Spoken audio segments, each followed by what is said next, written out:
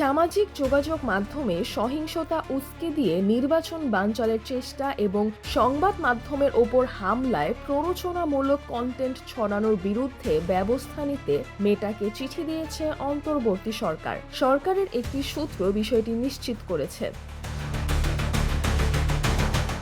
শুক্রবার জাতীয় সাইবার সুরক্ষা এজেন্সি মেটার কাছে এই চিঠি পাঠায়। এতে আগামী বছরের ফেব্রুয়ারিতে জাতীয় সংসদ নির্বাচন ও গণভোট অনুষ্ঠিত হওয়া পর্যন্ত বাংলাদেশ সংক্রান্ত কন্টেন্টের ওপর বিশেষ নজরদারি রাখতে মেটাকে আহ্বান জানানো হয়।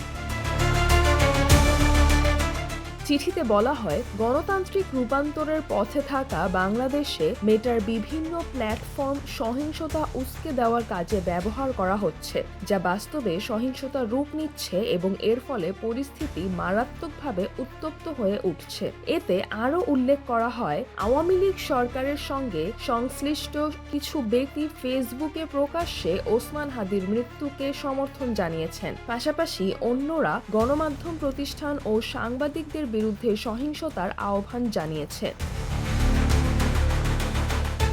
এসব বক্তব্য ছড়িয়ে পড়ার পর প্রথম আলো ও ডেইলি স্টারের কার্যালয়ে ভাঙচুর ও অগ্নিসংযোগের ঘটনা ঘটে, যা জনমনে আতঙ্ক সৃষ্টি করে এবং গণমাধ্যমের স্বাধীনতার জন্য গুরুতর হুমকি হয়ে দাঁড়ায়। চিঠিতে অভিযোগ করা হয়, সরকার ও নাগরিক সমাজের পক্ষ থেকে বারবার অনুরোধ জানানো হলেও সহিংসতা উস্কে দেওয়া অ্যাকাউন্ট বন্ধের বিষয়ে মেটা কার্যকর সহযোগিতা করেনি। ফেসবুকের মাধ্যমে ছড়ানো এ ধরনের সহিংসতার সঙ্গে নাগরিকদের জীবন, গণতান্ত্রিক অধিকার, সংখ্যালঘুদের নিরাপত্তা এবং দেশের দীর্ঘমেয়াদী স্থিতিশীলতা গভীরভাবে জড়িত উল্লেখ করে পরিস্থিতির গুরুত্ব বিবেচনায় মেটাকে কয়েকটি নির্দিষ্ট পদক্ষেপ নেওয়ার আহ্বান জানানো হয়েছে।